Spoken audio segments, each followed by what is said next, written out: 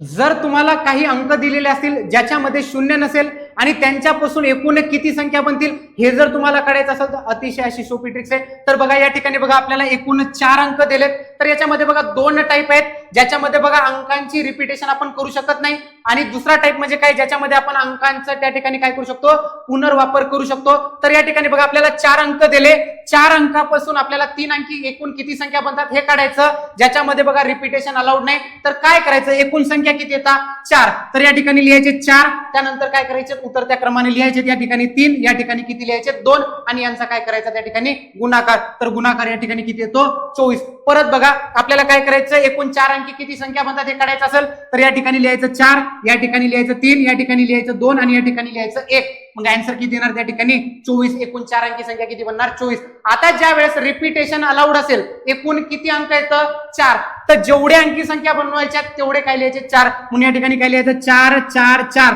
आणि यांचा जर गुणाकार केला त्या ठिकाणी तर तो किती येतो 64। परत बघा त्या ठिकाणी 4 अंकी संख्या बनवायची, अंक किती येतं 4, त्या ठिकाणी किती लिहायचे 4 4 4, आणि याचं जर आन्सर केलं तर त्या ठिकाणी किती येणार 256। तर अशाच ट्रिकसाठी जर तुम्ही आमच्या चॅनलला नवीन असाल तर नक्की सबस्क्राईब करा। धन्यवाद।